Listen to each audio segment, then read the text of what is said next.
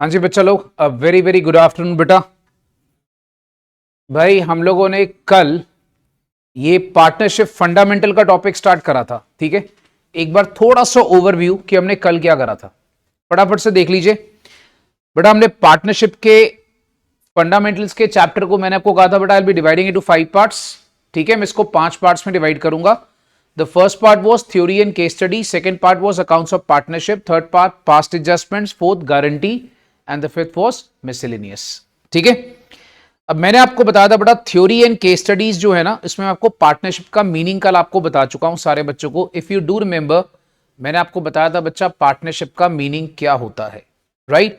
Partnership एक relation होता है जो आपस में प्रॉफिट्स और लॉसेस पार्टनर्स बिजनेस करके आपस में शेयर करते हैं, राइट। जो बंदे बेटा इसमें इन्वॉल्व होते हैं उनको हम लोग क्या बोलते हैं, पार्टनर्स। इंडिविजुअली ने क्या बोला जाता है, पार्टनर्स, और कलेक्टिवली क्या बोलते हैं इनको, फर्म, ठीक है।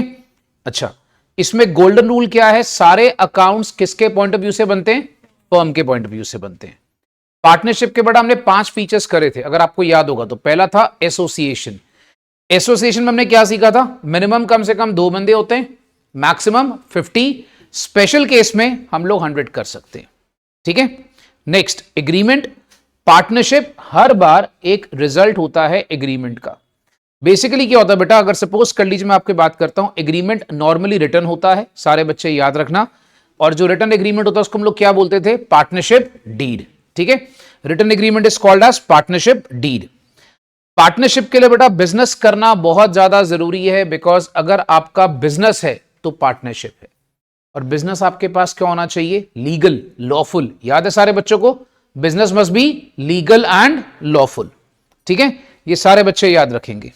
नेक्स्ट, अगर मैं आपसे बात करता हूं next, profit and losses. If you remember, मैंने कल आपको एक चीज बताई थी कि आपस में हम नॉर्मली प्रॉफिट लॉसेस तो पार्टनर्स बांटते हैं, बट अगर बीच में एक माइनर है, माइनर को हम लोग फोर्स नहीं कर सकते लॉसेस बेयर करने के लिए।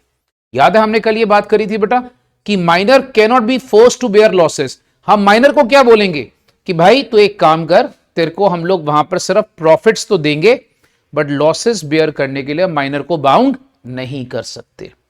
अच्छा, नेक्स्ट लास्ट पॉइंट क्या था बेटा, business carried on by all और any one of them acting for all. That means जो पार्टनरशिप का बिजनेस होता है वो 2 पार्टनर्स को आपस में बाइंड कर देता है।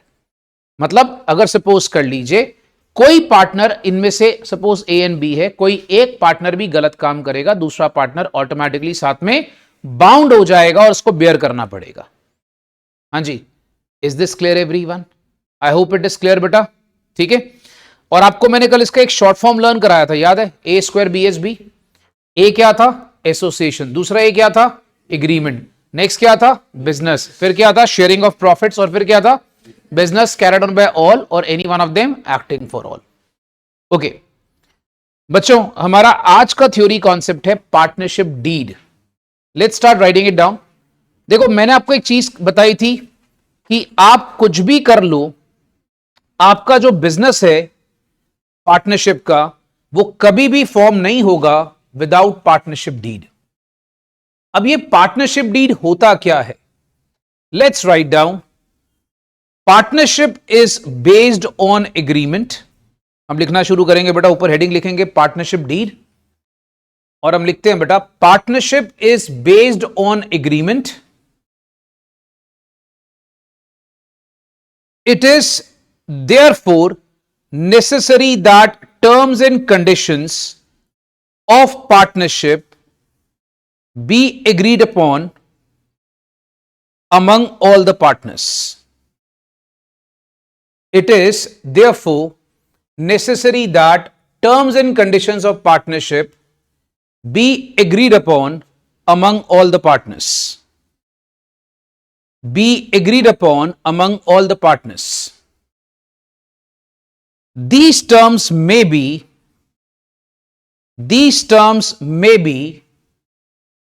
written or oral. These terms may be written or oral. However, written agreement is always better than the oral agreement. however written agreement is always better than the oral agreement. Such written agreement signed by all the partners,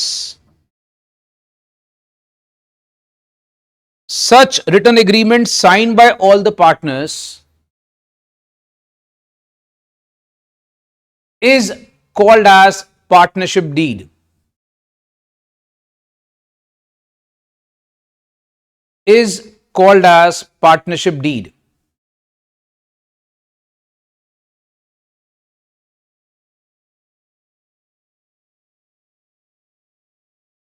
देखो बच्चे, एक simple सा आपको फंडा बताता हूं, partnership deed क्या होता है। पार्टनरशिप हर बार एग्रीमेंट बेस्ड होता है। You understand? एग्रीमेंट। अगर सपोज कर लो आप लोग आज दो लोग आपस में मिल रहे हो, एक पार्टनरशिप बिजनेस आप स्टार्ट करना चाहते हो, आप पहले अपने टर्म्स एंड कंडीशन डिसाइड करोगे। यू विल डिसाइड भैया कि हम लोग ये सब टर्म्स रखेंगे। फॉर एग्जाम्पल लेट्स से, छोटा सा एग्जाम्पल लेता हूं भाई, ए और B they want to form a partnership. ठीक है, इन लोग बच्चा एक पार्टनरशिप को फॉर्म करना चाहते हैं। आप मुझे बताइए इनका पहला मोटिव क्या होगा। ये डिसाइड करेंगे भाई ए और बी का आपस में प्रॉफिट का रेशो क्या होगा या लॉस का रेशो क्या होगा। राइट, लेट्स से इन्होंने डिसाइड करा कि हम प्रॉफिट लॉसेस को 3:2 के रेशो में बांटेंगे। लेट्स से बच्चा इन्होंने डिसाइड कर लिया कि हम प्रॉफिट लॉसेस को कौन से रेशो में बांटेंगे, 3:2 में।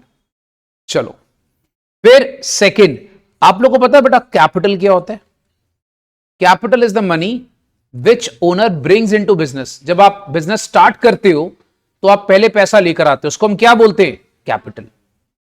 मतलब ए कितना कैपिटल लाएगा, बी कितना कैपिटल लाएगा। सपोज डिसाइड करा कि भाई ए कैपिटल लेकर आएगा 2 लाख, बी लेकर आएगा सपोज 1 लाख। राइट, तो ऐसे बहुत सारी टर्म्स एंड कंडीशंस होती हैं जो पार्टनर्स पहले से डिसाइड कर लेते हैं। अब अगर सपोज कर लो बेटा ये सारी टर्म्स एंड कंडीशंस इन लोगों ने ओरली डिसाइड करी, तो बेटा ओरल में तो कोई भी एक बंदा मुकर जाएगा, वो कभी भी डिसएग्री कर जाएगा फ्यूचर में। तो उन लोग क्या करते हैं, वो सारी टर्म्स एंड कंडीशंस को ना एक पेज पे राइटिंग में ले लेते हैं, और जब उसको राइट डाउन करते हैं उसको बोलते हैं पार्टनरशिप डीड। अंडरस्टूड? जब उसको उन लोग वहां पर पूरा पेपर पे सारी टर्म्स एंड कंडीशंस लिख लेते हैं, एक लीगल स्टैम्प पेपर होता है। मैं आप लोगों को दिखाता हूं पार्टनरशिप डीड होती क्या है। मैं थोड़ा सा आपको एक एग्जाम्पल के साथ बताता हूं। एक प्रैक्टिकल लाइफ का एग्जाम्पल लेते हैं कि पार्टनरशिप डीड बच्चा ये कैसे बनती है। ये देखिए, आप लोगों को ना मैं यहां पर एक कुछ इमेजेस दिखाता हूं। ये देखिए बच्चा, ये ऐसे लीगल पेपर होता है। If you can you see this, it is deed of partnership. तो ये प्रॉपर एक लीगल स्टैम्प पेपर होता है बच्चा। इसके अंदर एक एक टर्म्स एंड कंडीशन सारी लिखी जाती है, और वो जो टर्म्स एंड कंडीशन हम सारी मेंशन करते हैं ना, उसमें हर एक चीज मेंशन होती है। पार्टनर के नाम क्या है, पार्टनर के एड्रेसेस क्या हैं, फर्म का ऑफिस कहां पर होगा, आपस में लोग क्या रेशो शेयर करेंगे, उनके आपस में प्रॉफिट लॉस का रेशो क्या होगा, कौन कितना पैसा लाएगा, everything will be given to us, and that is called as partnership deed. आपके जितनी भी एग्रीमेंट्स होते हैं वो याद रखना, अगर सपोज वो लीगल स्टैम्प पेपर में है तो कल को कोई भी एक बंदा अगर पार्टनर सपोज उसमें से मुकर जाता है या गलत काम करता है तो आप उसके ऊपर केस कर सकते हो। So partnership deed is a very very important agreement to form a partnership. I hope everybody understood what is partnership deed. ठीक है, अब भैया पार्टनरशिप डीड में होता क्या है, क्या क्या लिखा जाता है। अब ना मैं तुम लोग को 5-5 करके बताता हूं। इसको मैं कहता हूं सुपर 20। व्हाट इज सुपर 20 भाई? इसमें ना 20 चीजें लिखी जाती है पार्टनरशिप डीड में, which is very very important. तो आप लोग हेडिंग लिखो मेरे साथ। पार्टनरशिप डीड में क्या क्या चीजें मेंशन होती है, मैं 5-5 करके एक्सप्लेन करूंगा बेटा। पहला आता है कंटेंट्स ऑफ पार्टनरशिप डीड। आप ऊपर लिख लो भाई सुपर 20। बेटा जो बच्चे ऑनलाइन में है please make sure cameras are on, your cameras must be on. बेटा कंटेंट्स ऑफ पार्टनरशिप डीड, अब ये क्या चीज होती है? सुपर 20, इसमें 20 कंटेंट होते हैं जो बहुत इंपॉर्टेंट होते हैं। ठीक है, 20 कंटेंट्स। सबसे पहला आपके पास आता है पार्टनर्स का और फर्म का नाम और एड्रेस। याद रखेंगे बच्चा, पार्टनर्स के और फर्म के नेम और address, it is very very important. मतलब जो पार्टनरशिप फर्म है ना, उसका नाम क्या रखा जाएगा। लेट्स से हमने नाम रख लिया AB लिमिटेड, पार्टनर्स के नाम A B। अच्छा, फर्म का एक ऑफिस भी होगा, तो उसके ऑफिस का एड्रेस क्या है। अच्छा, पार्टनर्स के नाम और उनके एड्रेसेस क्या हैं, ये सारी बातें उसमें मेंशन की जाएगी। याद रखना बच्चा। तो हम लोग क्या करते हैं भाई, फर्म का नाम, एड्रेस, पार्टनर का नाम और उसका address, each and everything will be specified in partnership deed. ठीक है, हम लोग हर एक चीज को वहां मेंशन करते हैं। नेक्स्ट, हमारे बिजनेस का नेचर क्या होगा। नेचर इन द सेंस क्या, हम लोग किस चीज का बिजनेस करते हैं। सपोज कर लो दो पार्टनर्स आपस में मिले, they are forming a partnership and they are doing a cloth business, कपड़े का काम है। बेटा अगर उनका कपड़े का काम है तो बेसिकली उनका नेचर ऑफ बिजनेस क्या है बेटा, दे आर क्लोथ मर्चेंट, तो वो मेंशन करना पड़ता है पार्टनरशिप में। फॉर एग्जाम्पल बेटा, दो दोस्त थे, आपस में मिलकर एक रेस्टोरेंट ओपन करते हैं, उनका नेचर ऑफ बिजनेस क्या है, food, they are opening a restaurant. ठीक है, तो that nature of business has to be given in partnership deed. Next, fourth point क्या होता है, पार्टनर कितना कितना कैपिटल लेकर आएंगे। याद रखना बच्चों, capital is when they start the business, उन लोग कितना पैसा इन्वेस्ट करेंगे। आपको मालूम है कोई भी बिजनेस जो होता है हम स्टार्ट करते हैं उसमें money investment is very necessary. I hope everybody knows it. पैसे की इन्वेस्टमेंट बहुत ज्यादा जरूरी होती है। अच्छा, what is interest on capital, can anybody define what is interest on capital. जो फर्म अपने ओके इसमें होता क्या बच्चा, जैसे सपोज कर लो ए ने और बी ने पैसा लगाया, फर्म डिसाइड करती है कि चल एक काम करते हैं भाई, आप लोगों ने पैसा लगाया हुआ तो हम आपको सपोज 10% पर एनम के हिसाब से आपके कैपिटल पे इंटरेस्ट देंगे। याद रखना, इंटरेस्ट ऑन कैपिटल देना है कि नहीं देना यह भी डीड में लिखा होता है।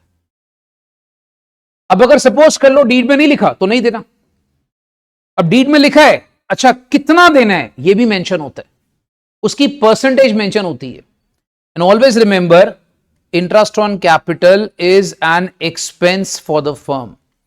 It is like a kharcha for the firm because firm has to give. हाँ जी, पहले मुझे बच्चे बताइए बेटा, 5 पॉइंट्स क्लियर एवरीवन, 5 एवरीवन। मैंने बोला 5 करके क्लियर करेंगे बेटा, जो बच्चे ऑनलाइन में अपने थम्स अप कर देना। 5 पॉइंट्स क्लियर है, ग्रेट। ठीक है, चलिए अब अगले 5 पर आते हैं।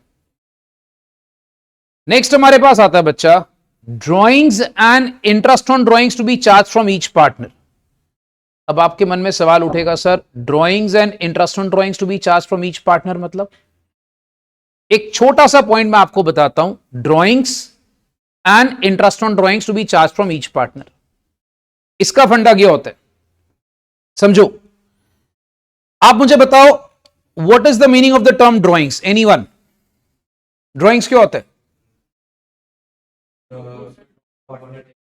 यस, जो हम लोग अपने पर्सनल यूज के लिए फर्म से पैसा निकालते हैं हम उसे ड्रॉइंग्स बोलते हैं। ठीक है, अच्छा सपोज कर लो जब आप पैसा लगाते हो तो आपको फर्म इंटरेस्ट ऑन कैपिटल देती है, एवरीबडी एग्रीज। ठीक है, जब आप पैसा विड्रॉ करोगे ना अपने पर्सनल यूज के लिए तो आपको फर्म को इंटरेस्ट ऑन ड्रॉइंग्स देना पड़ सकता है।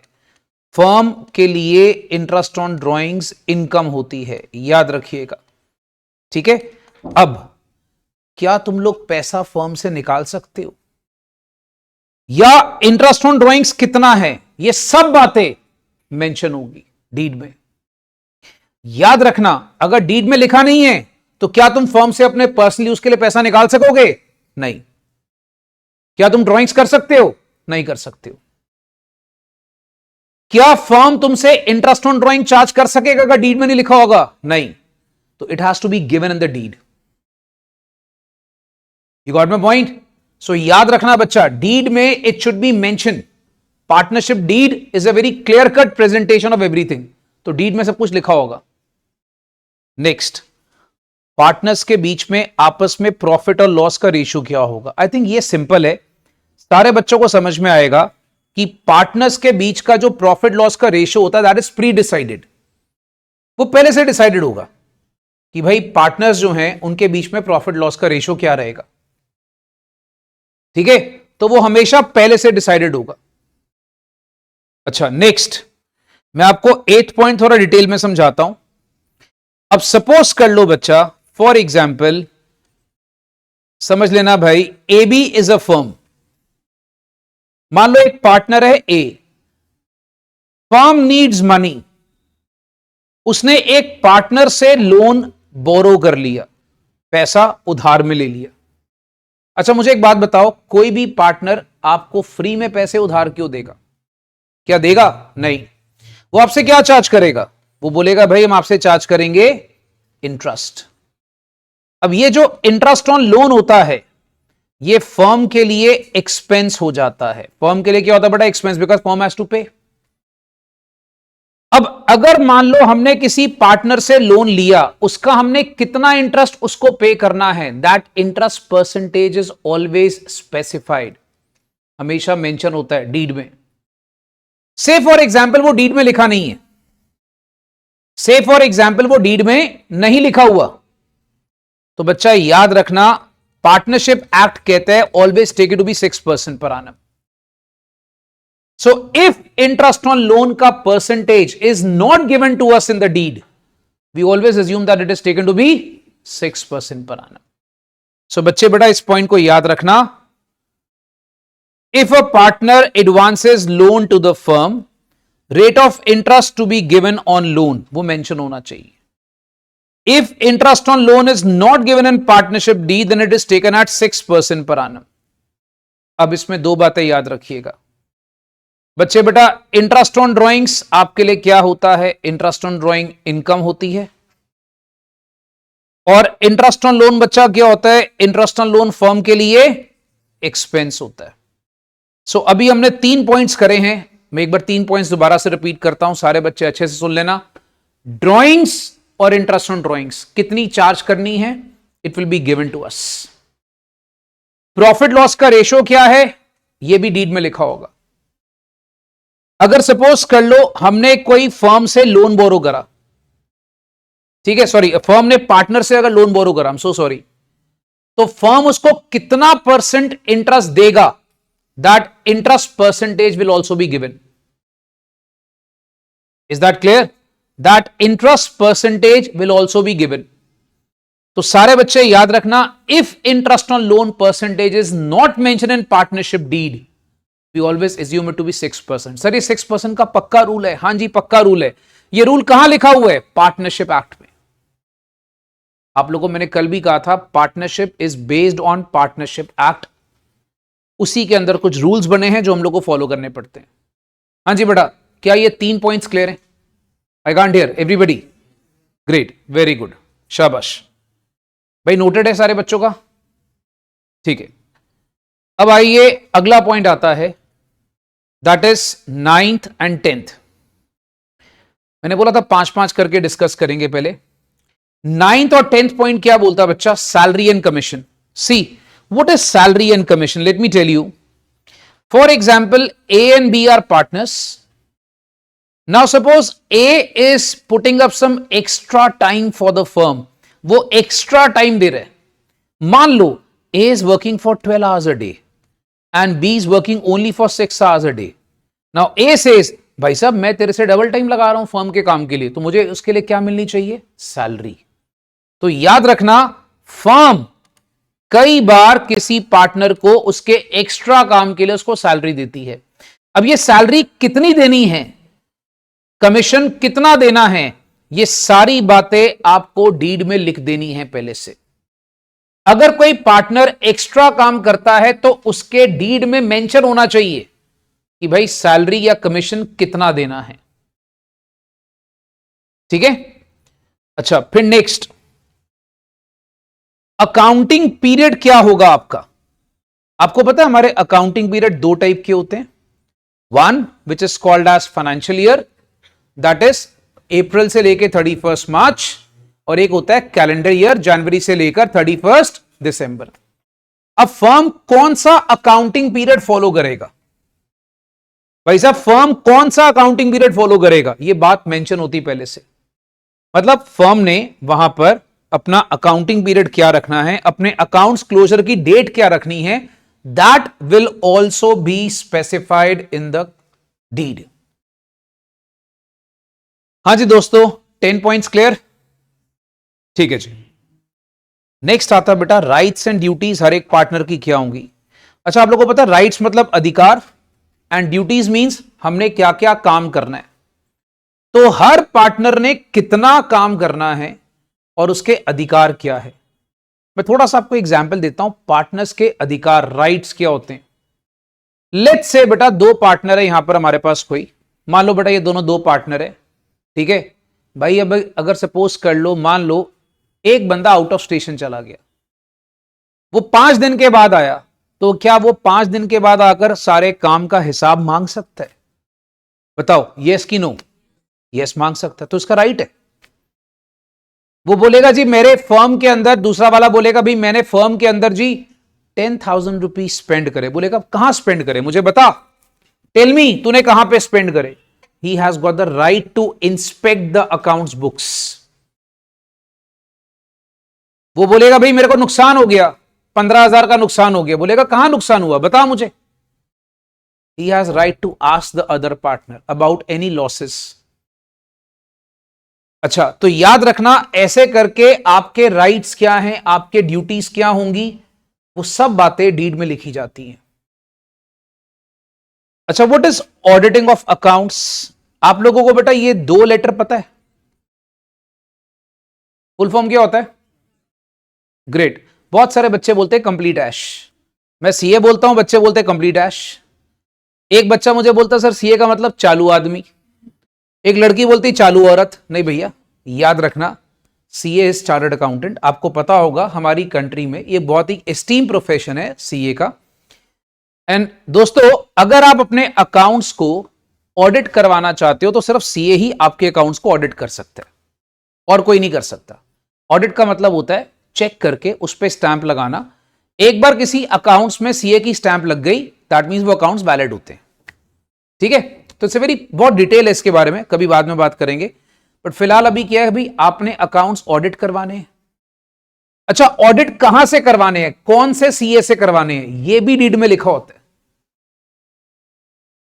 ठीक है, so deed is a very detail भाई, एक एक चीज मेंशन होती है उसके अंदर। फिर 13 point, operation of bank account. बेटा what is operation of bank account, मैं इसके बारे में बता देता हूं कि बैंक अकाउंट एक सिंगल पार्टनर हैंडल करेगा कि ऑल पार्टनर्स हैंडल करेंगे। मतलब जैसे फॉर एग्जांपल आपका एक बैंक अकाउंट है, ठीक है, उसको ए बी सी तीनों मिलके हैंडल करेंगे, या मान लो ए भी अकेला हैंडल कर सकता है। तो बच्चे याद रखना बेटा, everything is to be given in partnership deed. In partnership deed we have to mention in advance कि भाई अकाउंट जो है वो तीनों पार्टनर मिलके बनाएंगे कि एक पार्टनर बनाएगा। मतलब कह लीजिए जो बैंक अकाउंट है उसको कैसे मैनेज किया जाएगा। आप लोगों को शायद थोड़ा सा डिटेल और बताता हूं। If you know what is cheque, bank में चेक होता है बेटा, चेक पता है आप लोग को? ऐसे करके चेक में हम यहां पर नाम और डेट लिखते हैं, यहां पर अमाउंट का कॉलम होता है छोटा सा, और नीचे आपके सिग्नेचर होते हैं, मालूम है ये? अब अगर सपोज कर लो दो पार्टनर है, इन्होंने डिसाइड करा सपोज ये एसबीआई बैंक का चेक है, बोलते हैं यार जब तक ए और बी दोनों के साइन नहीं होंगे तब तक वो चेक बैंक में वैलिड नहीं माना जाएगा। या मान लो इन लोग आपस में डिसाइड करते हैं कि यार सिर्फ ए बी साइन कर देगा तब भी चेक वैलिड हो जाएगा। इसको कहते हैं ऑपरेशन ऑफ बैंक अकाउंट। ये चीजें पहले से डिसाइड करके डीड में लिखी जाती है। ज्यादातर क्या होता है, ज्यादातर आपको बता देता हूं, बैंक अकाउंट तीनों या चारों पार्टनर जितने भी होंगे सब मिलकर ऑपरेट करते हैं। तो डीड में यह लिखा जाता है कि भैया कौन सा पार्टनर बैंक अकाउंट को मेंटेन करेगा।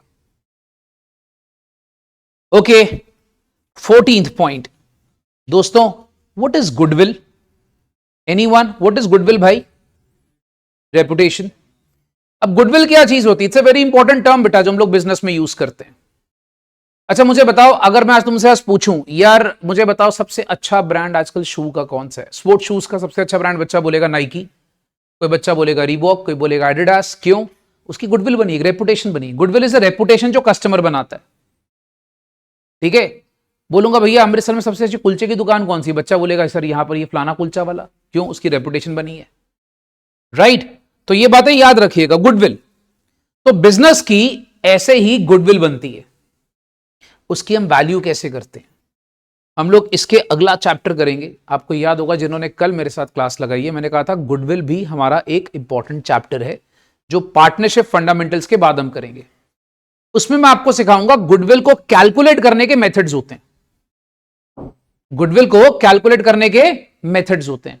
तो भैया वो कौन कौन से मेथड्स होंगे? हम लोग बाकी एसेट की वैल्यू कैसे करेंगे? सर ये सारी बातें डीड में पहले से लिखी जाती है। हां जी, ये सारी बातें डीड में पहले से लिखी जाती है। हम गुडविल को कैलकुलेट कैसे करेंगे, उसको कैलकुलेट करने के मेथड्स कौन से होंगे, तो each and everything should be given in detail in deed. अच्छा नेक्स्ट होता है बेटा पार्टनरशिप का duration. You know what is duration? Partnership कितनी देर चलेगी? फॉर एग्जाम्पल पार्टनर्स आपस में डिसाइड करते हैं चलो एक प्रोजेक्ट करना है हमने। सपोज कर लो, एक छोटा सा आपको एग्जाम्पल देता हूं ड्यूरेशन का। ड्यूरेशन का बहुत सिंपल सा एग्जाम्पल ले लो दोस्त। सपोज कर लो बेटा ए और बी दो पार्टनर्स हैं। अब दोनों मिलके फॉर एग्जाम्पल एक बिल्डिंग बनाना चाहते हैं। वो कहते हैं यार बिल्डिंग बनाने में 5 साल लगेंगे अप्रोक्सीमेटली, पूरा एक प्रोजेक्ट है। जब तक ये बिल्डिंग बन रही है तब तक हम पार्टनर हैं। तो हमारी पार्टनरशिप का ड्यूरेशन कितना है? 5 years। Once the building is complete we are no more a partner. You got it? So that means वो ड्यूरेशन जो है वो पहले से मेंशन करते हैं पार्टनरशिप डीड के अंदर। They will always show the duration of partnership, वो पहले से बताएंगे। हाँ जी, ये 5 पॉइंट और हो गए बेटा। 15th क्लियर है? Come on, I can't here everybody. Clear? Great. किसी को डाउट तो नहीं बच्चा? ठीक है, अब आगे सुनिए। Next moving on to 16th। 16th का फंडा क्या होता है भाई? Settlement of disputes. What is settlement of disputes? ये क्या चीज होती है? देखो बच्चा, जो डिस्प्यूट की सेटलमेंट कहां पर होनी है? सपोज कर लो बेटा दो पार्टनर्स हैं, उनके बीच में आपस में कोई डिस्प्यूट हो गया, कोई झगड़ा हो गया, कोई लड़ाई हो गई। वो डिस्प्यूट कैसे सेटल करना है? कोर्ट में करना है कि कोर्ट के बाहर करना है, कि उसको कैसे सेटल करना है? अच्छा कोर्ट में करना है तो कौन से शहर के कोर्ट में करना है, क्योंकि हर शहर में अपना अलग अलग कोर्ट होता है। तो बेटा ये सारी बातें डीड में लिखी जाती हैं। That is called as settlement of disputes. Okay. 17th settlement in case of dissolution of firm. अच्छा मुझे बताओ what is dissolution of firm? Dissolution is closure of firm. जब फर्म बंद हो जाती है भाई उसको क्या बोलते हैं? डिसोल्यूशन। आपको एक बात बताता हूं, जितना फर्म को ओपन करने के झमेले हैं ना, उतना फर्म को क्लोज करने के भी पंगे होते हैं। तो इसको कहते हैं बेटा settlement in case of dissolution of firm. Suppose कर लो बेटा, अगर आप 17 पॉइंट नोट कर रहे हो ना, डिसोल्यूशन को मार्क कर लेना। डिसोल्यूशन का मतलब होता है क्लोजर ऑफ फर्म। जब हम लोग फर्म को क्लोज करते हैं, तो आपने जब फर्म ओपन करी उसके सारे रिकॉर्ड्स आपने बनाने हैं, बट जब फर्म क्लोज करोगे तो उसके क्या डिस्प्यूट्स होते हैं, that is to be also given. तो याद रखना डिसोल्यूशन के भी पंगे होते हैं, तो वो सारी बातें हम लोग डीड में पहले से मेंशन कर देते हैं। अच्छा, provisions related to admission of a new partner. So what is this provisions related to admission of a new partner?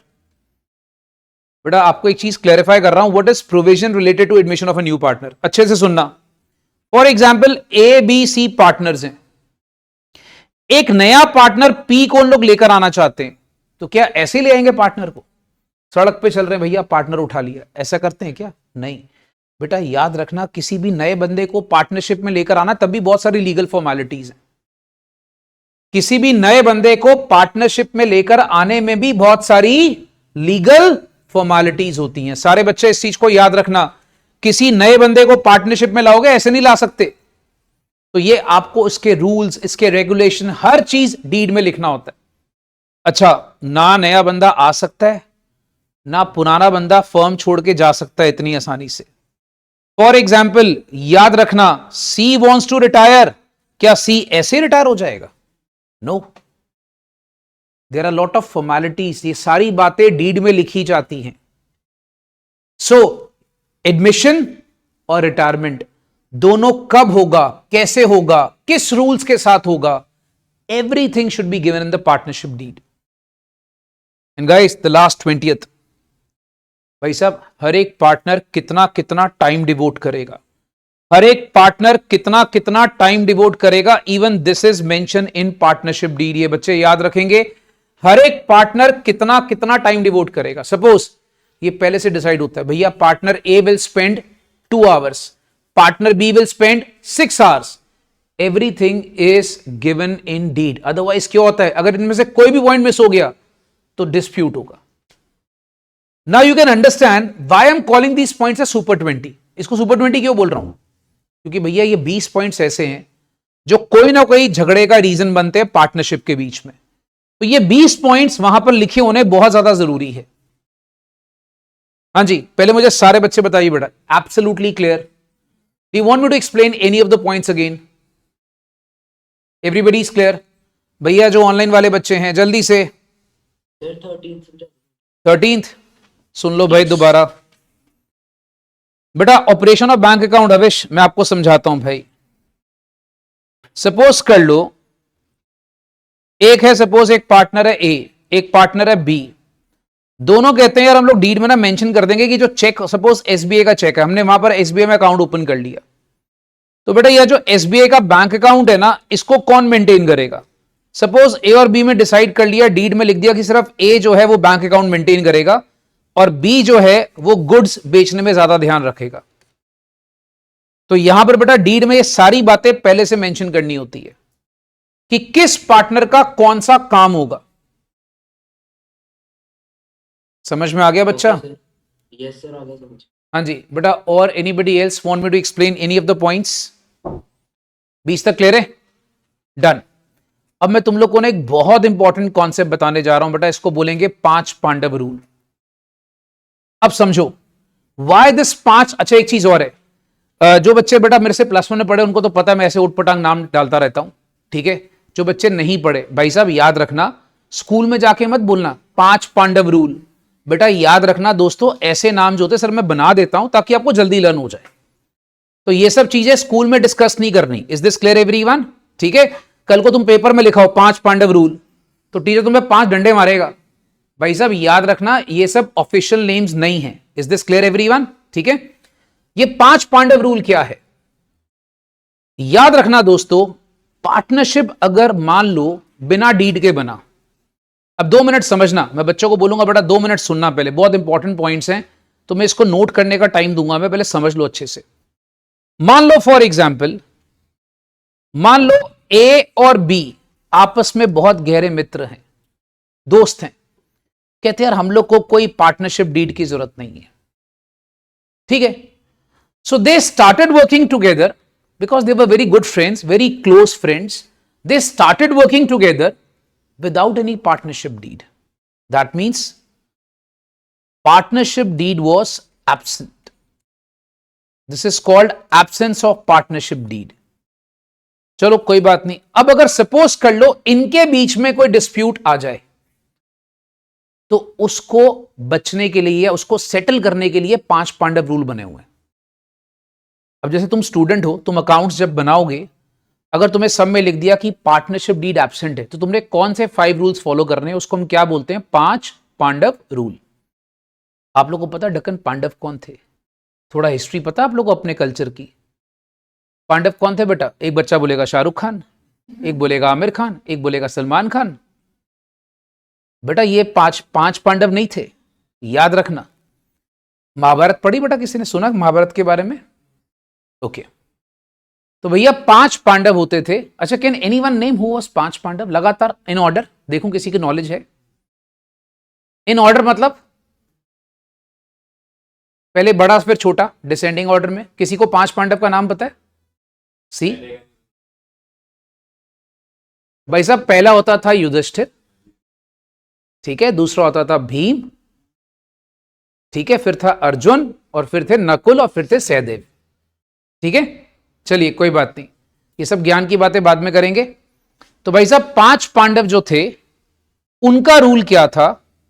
कहते अगर मान लो पार्टनरशिप डीड एब्सेंट है, तो दोस्तों सबसे पहला, प्रॉफिट एंड लॉसेस को हर बार आपने इक्वली शेयर करना है। मतलब तुम आपस में जो मर्जी रेशियो रख लो, हमने प्रॉफिट लॉसेस को आपस में क्या बांटना है? इक्वल, हर बार। मतलब अगर सपोज कर लो पार्टनरशिप डीड एब्सेंट है, तो एज्यूम कर लो कि रेशियो इन दोनों के बीच में क्या होगा? 1:1, इक्वल। हाँ जी, पहला रूल क्लियर है। दूसरा रूल कहता है कि कोई भी पार्टनर को हमने सैलरी कमीशन नहीं देनी। अगर सैलरी कमीशन देनी है तो डीड होनी चाहिए। एक पार्टनर रोएगा कि मैं एक्स्ट्रा काम कर रहा हूं, उसको रोने दे। क्यों? बिकॉज हम लोग को अगर तो सैलरी कमीशन देनी है तो डीड में लिखा होना चाहिए, और डीड का होना जरूरी है। अगर डीड नहीं है तो सैलरी कमीशन नहीं है। तुम्हें कोई भी आईओसी, सर ये आईओसी आपने क्या बनाया बेटा? आईओसी का मतलब इंटरेस्ट ऑन कैपिटल। याद रखना, ये थोड़े से शॉर्ट फॉर्म्स में यूज कर रहा हूं। तुम लोग को बेटा कोई भी इंटरेस्ट ऑन कैपिटल नहीं मिलेगा। तुमसे कोई भी interest on drawings, IOD, IOD क्या होगा? Interest on drawings. ये थोड़ा सा याद रख लेना। ये जो एब्रीवेशंस है ना दोस्तों, ये हम क्लास नोट्स के लिए चलेगा, स्कूल में मत लगाना इसको। ऑफिशियली अलाउड नहीं होता, बट क्लास में हम ठीक है, इतने सारे चीजें लिखनी है, हम आईओसी आईओडी लिख सकते। तो बच्चों याद रखना, ना इंटरेस्ट ऑन कैपिटल मिलेगा, ना तुम्हें इंटरेस्ट ऑन ड्रॉइंग चार्ज किया जाएगा अगर डीड एब्सेंट है तो। क्योंकि मैंने आपको अभी ऊपर क्या बताया, ये सब बातें तभी होंगी जब डीड में लिखी होती हैं। अगर डीड में लिखी नहीं तो ये सब बातें वैलिड नहीं होती। Fourth rule is very very important, IOL, that is interest on loan. IOL क्या होता है sir? IOL is interest on loan. अगर इंटरेस्ट ऑन लोन का कोई परसेंटेज अगर नहीं लिखा तो उसको क्या मानते हैं? 6% पर आना। ऑलवेज रिमेंबर, जब आप सम्स करोगे, आपको अगर मान लो क्वेश्चन में दे दिया कि भाई लोन है, तो आपने 6% बिना बोले लगा देना है। Is this clear? ये बात याद रखेंगे। कितना परसेंट? 6%। आगे रूल नंबर 5, तुम लोग कोई भी नया पार्टनर बाकी पार्टनर्स के कंसेंट के बगैर एडमिट नहीं कर सकते। मतलब फॉर एग्जाम्पल, छोटा सा एग्जाम्पल देता हूं। For example, A B C are partners, now they want to admit D. Now A कहता है ठीक है जी, डी को एडमिट कर लो। बी कहता है जी डी को एडमिट कर लो। सी बोलता है नहीं, मुझे डी अच्छा नहीं लगता। तो क्या आप लोग डी को एडमिट कर सकोगे? नो। यहां मेजॉरिटी नहीं है बेटा। रूल इज, अगर पार्टनरशिप डीड एब्सेंट है ना भाई, अगर डीड एब्सेंट है तो तुम लोग बच्चा याद रखना, सारे के सारे, देखो क्या लिखे, ऑल एग्जिस्टिंग पार्टनर्स। मेरे को पता बच्चा सोचेगा सर मेजॉरिटी एक तरफ है तो उसको एडमिट कर लेते हैं ना। जितने अभी एग्जिस्टिंग पार्टनर है सबकी हां होनी चाहिए, तभी डी आएगा, अदरवाइज डी आएगा नहीं। तो 5 रूल्स क्या है? 5 पांडव रूल हम अब नोट करेंगे, और नोट करते करते दोबारा सुनेंगे। बेटा हमारे 5 पांडव रूल क्या है? चलिए, पहला, सारे बच्चे मेरे साथ रिपीट करो, profit losses will be shared equally. Okay. Second rule क्या है? Salary commission not be allowed. Okay. Rule number 3 क्या है बेटा? IOC and IOD not given and not charge. चौथा रूल क्या है? Interest on loan 6% per annum. And last, no new partner can be admitted without the consent of all existing partner. Is this clear everyone? Note it down please. This is the most important rules bacha. Please note it down.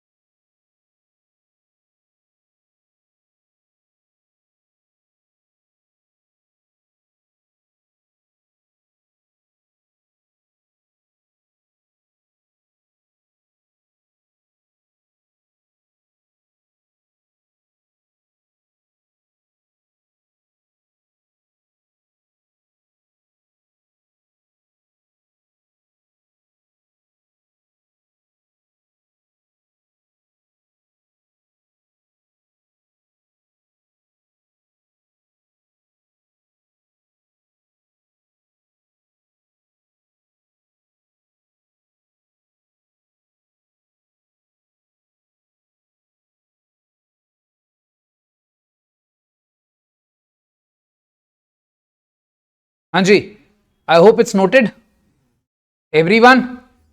ठीक है,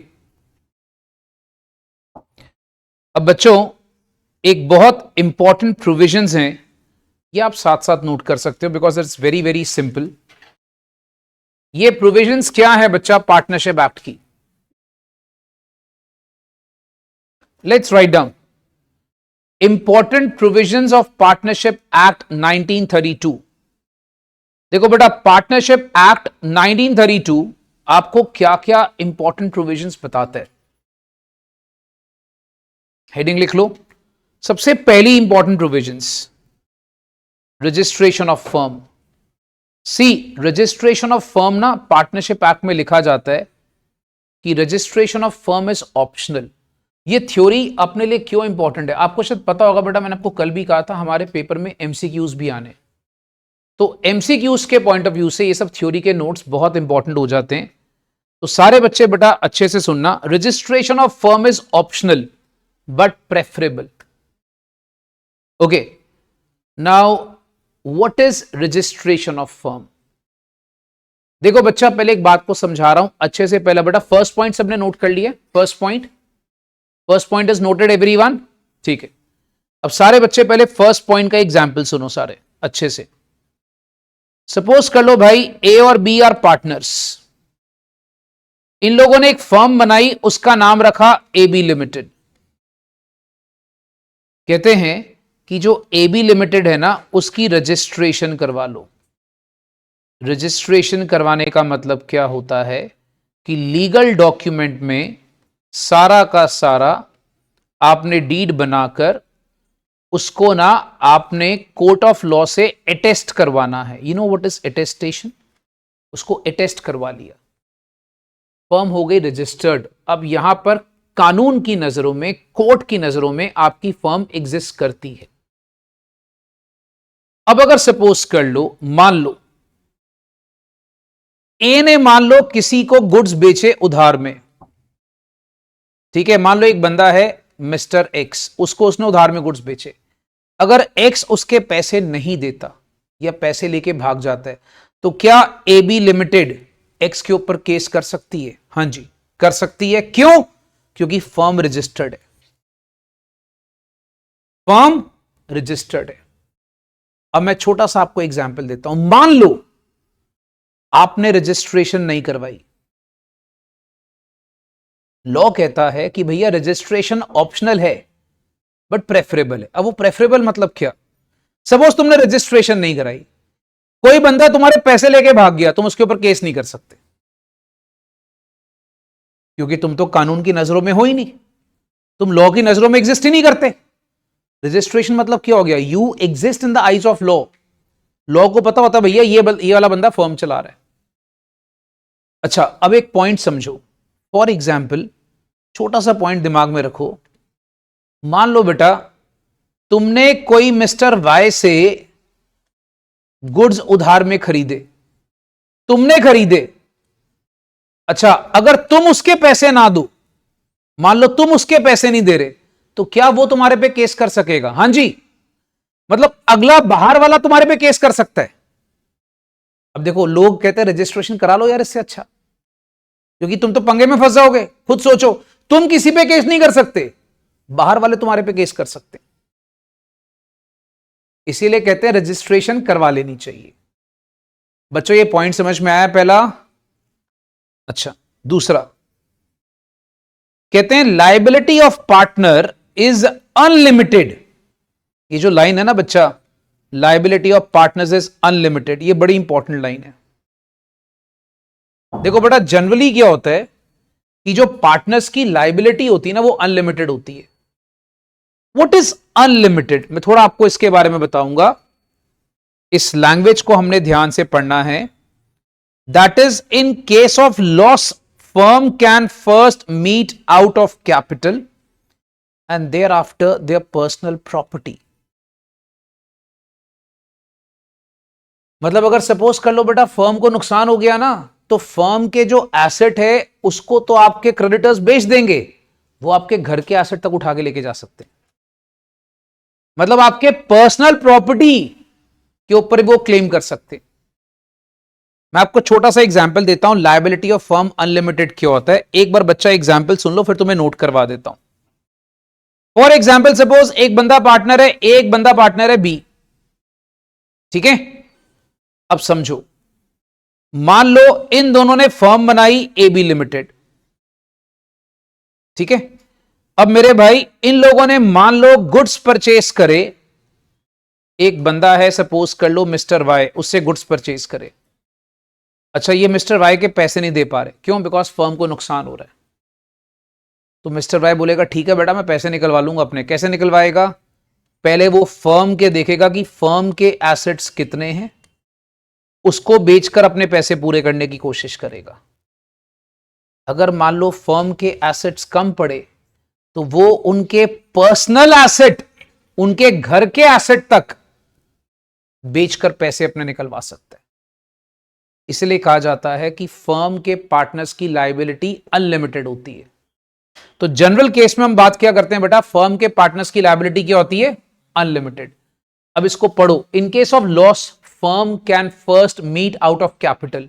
तो पहले पैसा जो हमने capital partners ने डाली हुई है उसमें से निकालो, और अगर उसमें पूरा नहीं पड़ता thereafter their personal property.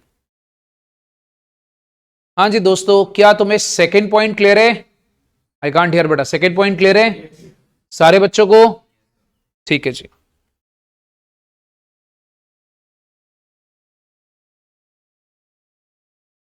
बेटा थ्योरी सारी पढ़कर आनी, मैं कल सबसे पूछूंगा in the beginning of the class. जो मैं 2 दिन में थ्योरी करा रहा हूं, मैं सारी कल आपसे पहले पूछूंगा।